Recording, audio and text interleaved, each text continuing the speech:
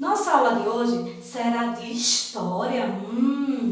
Nós iremos viajar um pouco na história do nosso país, não é isso? Mas antes de começar, vamos procurar aquele local tranquilo e sossegado aí na casa de vocês? Encontraram? Ótimo! Então, agora vamos pegar os nossos materiais. O nosso livro de história, o caderno, o lápis e a borracha. Certo? Pegaram? Então vamos aqui. Vocês irão abrir na página 42, aonde tem aí o título. Abriram? Ótimo. Vamos aqui. Os primeiros habitantes do território brasileiro. Isso mesmo, vocês escutaram. Foram as primeiras pessoas que habitaram aqui o nosso território. Isso em relação aos estudos que eles fizeram, né? Então vamos aqui começar a leitura para que a gente possa entender.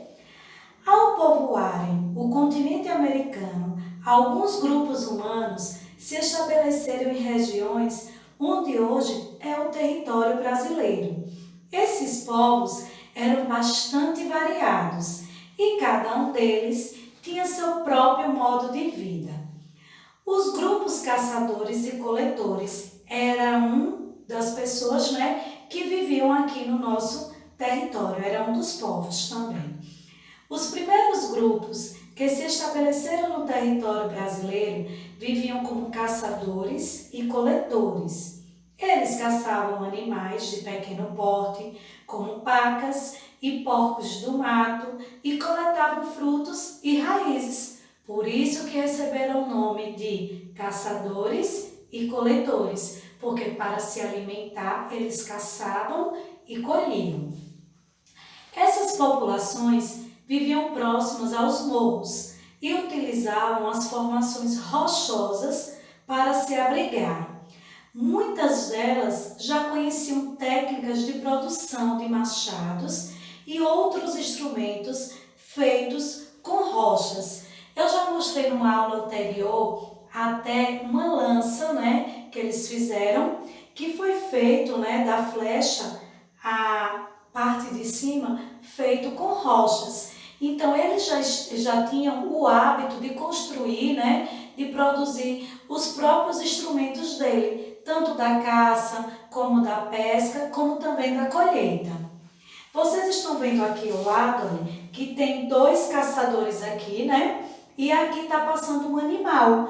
Esse animal, para a gente hoje aqui, nós poderíamos dizer que seria uma tartaruga, Tartaruga não, um cágado, como nós chamamos agora. Mas, só que naquela época não era esse nome. E também o tamanho era muito grande. Não se compara aos animais que a gente tem costume hoje de olhar, parecido com esse.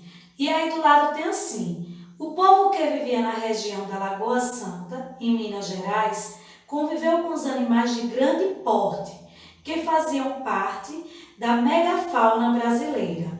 Essa gravura aí foi feita por Erich Hayden e foi em 1916, representando caçadores observando um glipodonte. Tá vendo? Esse animal de grande porte hoje não existe mais na nossa fauna brasileira, certo? Porque ele era de 1916, há muitos anos atrás. Além disso, os povos caçadores e coletores costumavam fazer pinturas nas paredes rochosas dos locais onde viviam. Lembram também que na aula passada eu trouxe imagens dessas pinturas, que eram chamadas de pinturas rupestres, que eles faziam com sangue de animal ou com tinta de frutos que eles colhiam ou até com o próprio carvão. Eles escreviam, desenhavam, faziam essas pinturas nas paredes das cavernas onde eles ficavam, passando e contando tudo o que estava acontecendo com eles. Por isso que até hoje nós descobrimos essas coisas todas, porque eles deixaram essas pinturas, além dos sítios arqueológicos que encontramos, e nesses sítios tem várias coisas, vários artefatos, onde os estudiosos, os pesquisadores estudam e vão descobrindo cada vez mais coisas. Tinham também essas pinturas rupestres que davam muito a entender de tudo que eles estavam passando, como era que eles caçavam, como eles se alimentavam. Então foi a partir dessas pinturas e desses outros artefatos que hoje a gente sabe um pouco da nossa história, certo? Vamos continuar. Tem aí embaixo uma lança, vocês estão vendo aqui, onde ele diz assim: conhecidos como o povo de Umbu, o povo da flecha ou o povo da flecha, eles receberam dois nomes, ou o povo de Umbu ou o povo da flecha.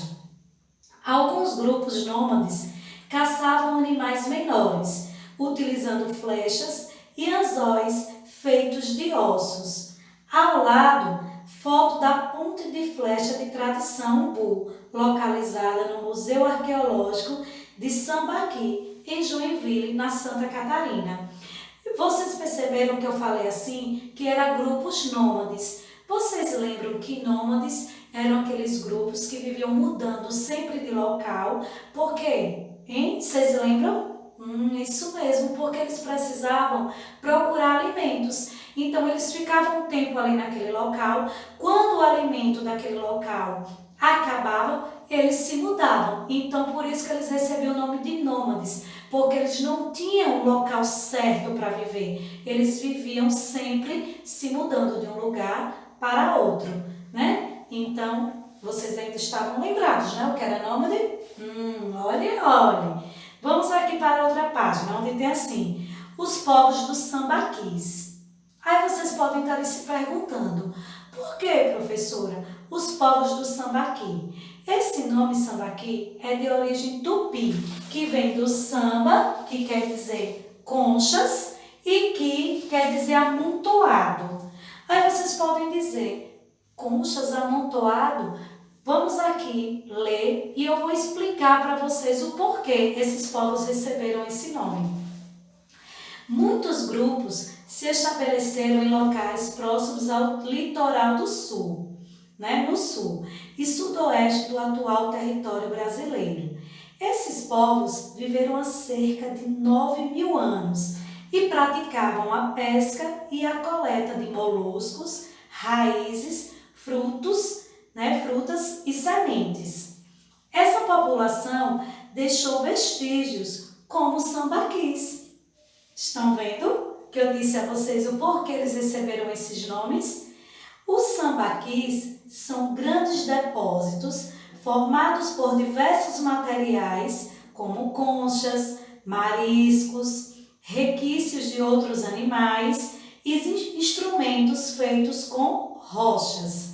Com o tempo, esses materiais acumulados formaram grandes elevações no solo nas regiões litorâneas, como mostra a foto.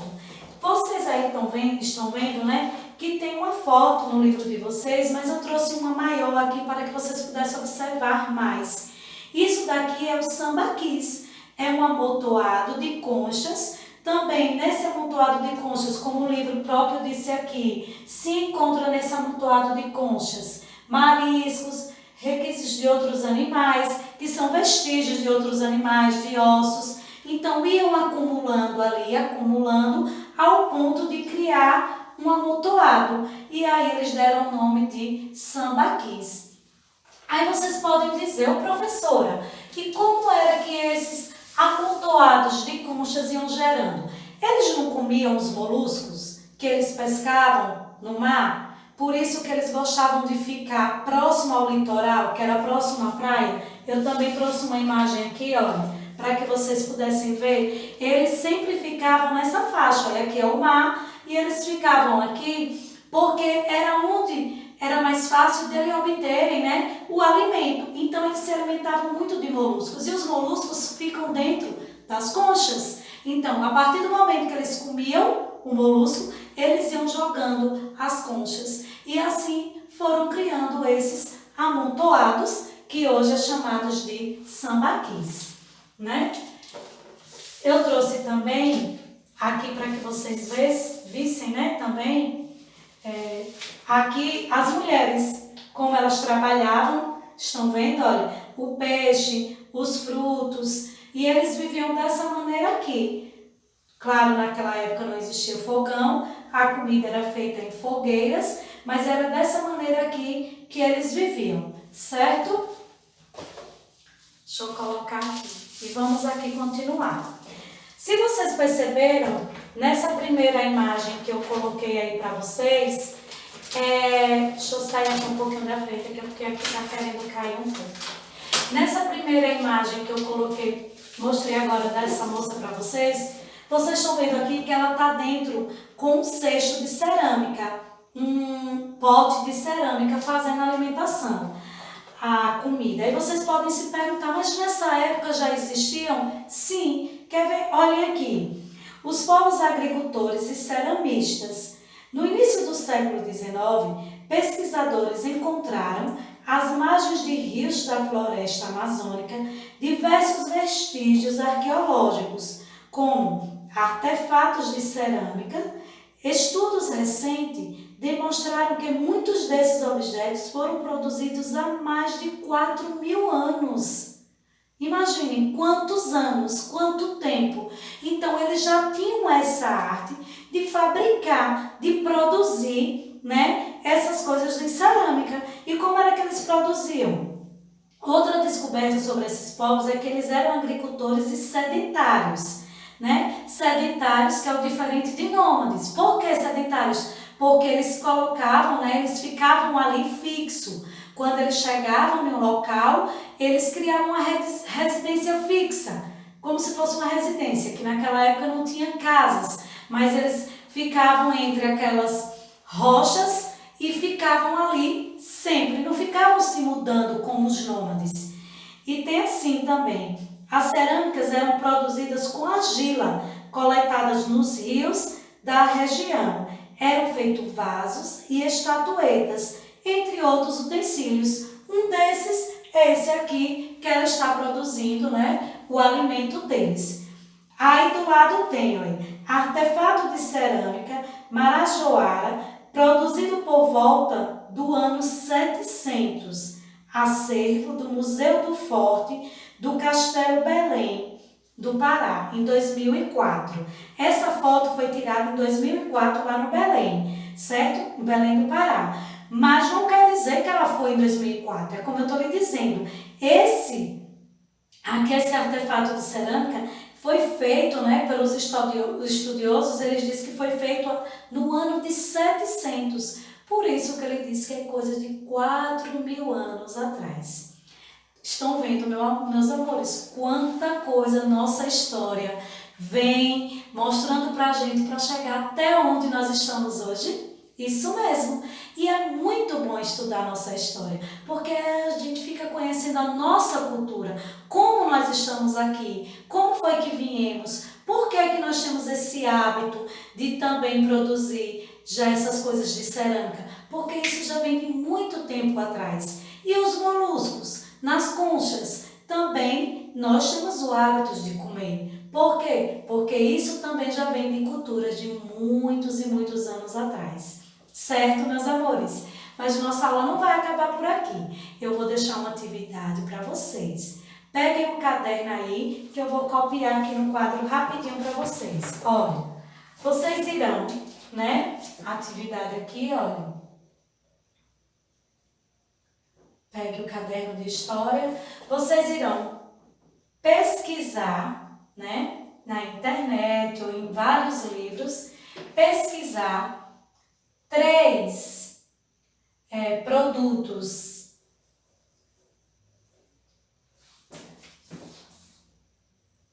da colheita e 3 produtos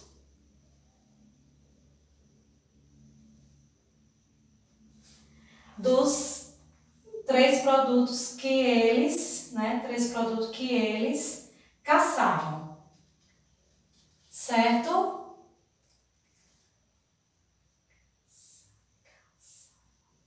Caçavam.